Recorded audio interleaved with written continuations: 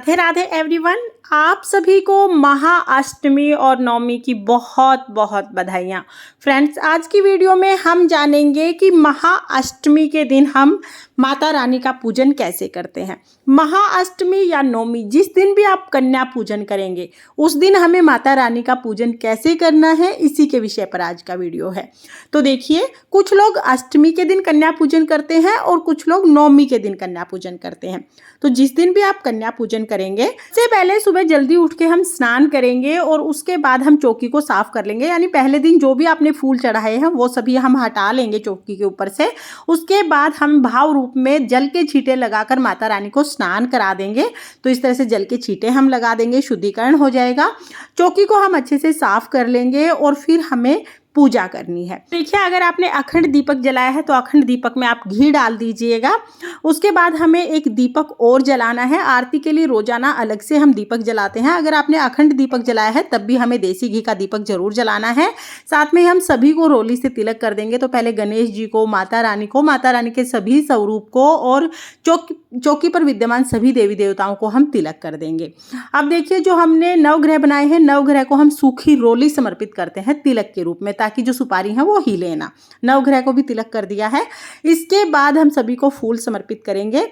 चुनरी या कलावा हमने पहले दिन ही समर्पित कर दिया था तो वही रहेगा। उसके अलावा हम सब चीजें समर्पित करते हैं। तो यहाँ पर हमने फूल समर्पित कर दिए हैं। जो भी फूल आपको मिल जाए वो हम माता रानी को समर्पित कर देंगे। इसके बाद हम भोग समर्पित करेंगे। तो भोग में पहले हम पान समर्पित करेंगे। अगर आपको मीठा पान मिल जाता है तो मीठा पान समर्पित कर दीजिए। मीठा पान ना मिले तो पान के पत्ते पर लौंग, इलायची, पतासा और सुपारी ये रखकर हम माता रानी को पान समर्पित कर देंगे। तो यहाँ पर हमने पान चढ़ा दिया है। पताशे का भोग हम चढ़ाएंगे। और अष्टमी नवमी के दिन, जिस दिन कन्या पूजन किया जाता है, उस दिन हलवा पूरी चने का भोग माता रानी को जरूर लगाया जाता है।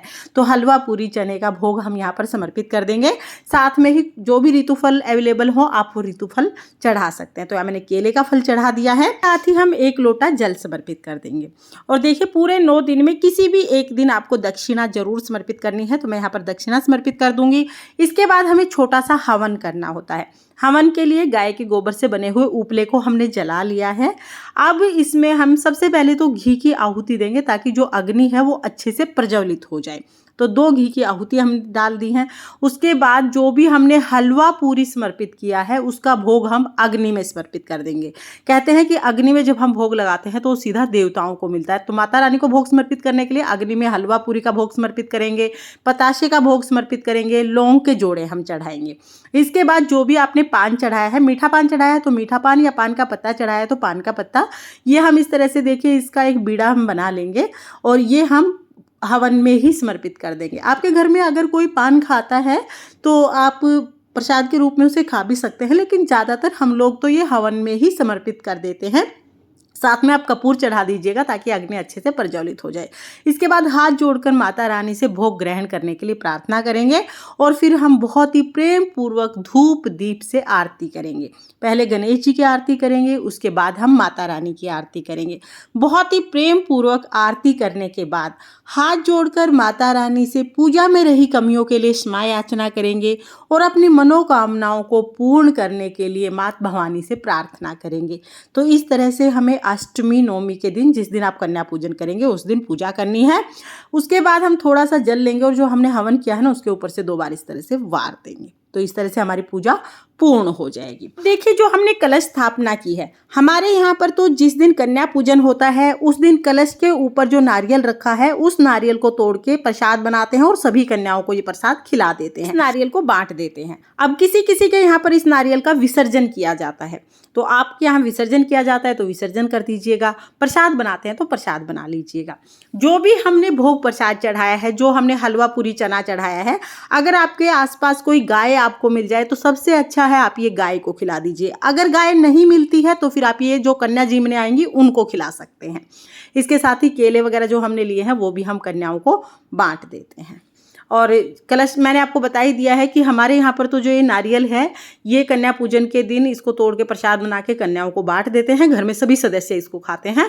लेकिन अगर आपके यहाँ पर इसका विसर्जन किया जाता है तो आप इसका विसर्जन भी कर सकते हैं। फ्रेंड्स, इस तरह से बहुत सरल तरीके से महाअष्टमी नवमी का पूजन किया जाता है। कुछ लोगों के यहाँ पर कन्या पूजन करने के बाद चौकी उठा ली जाती है और कुछ लोगों के यहाँ पर चौकी 10वीं तिथि के दिन उठाई जाती है। माना जाता है कि पूरे 9 दिन तक माता रानी घर में विराजमान रहनी चाहिए। तो 9 दिन तक हो सके तो आप पूरे 9 दिन तक माता रानी की जोत जरूर जलाएं। लेकिन अगर आपके यहाँ पर कन्या पूजन के बाद चौकी हटा देते हैं तो फिर आप उस समय पर यानी कन्या पूजन करने के बाद आप चौकी उठा सकते हैं। हमारे जो पूजा पाठ है उनका मूल रूप एक जैसा ही रहता है, क्षेत्र के अनुसार थोड़ा बहुत बदलाव हो जाता है। तो आप अपने परिवार की जो मान्यता है उसके अनुसार चौकी को उठा सकते हैं। फ्रेंड्स, ये थी अष्टमी नवमी की बहुत ही सरल पूजा विधि। आपको ये पूजा विधि कैसी लगी कमेंट करके ज़रूर बताना। और अगर ये वीडियो आपको पसंद आई हो, वीडियो आपके लिए थोड़ी बहुत भी यूजफुल हो तो प्लीज़ वीडियो को लाइक कर देना। हम महिलाएं घर में तीज त्योहार कैसे करते हैं ये देखने के लिए मेरे चैनल को सब्सक्राइब कर लेना। फिर मिलते हैं किसी और वीडियो में, तब तक के लिए जय माता दी।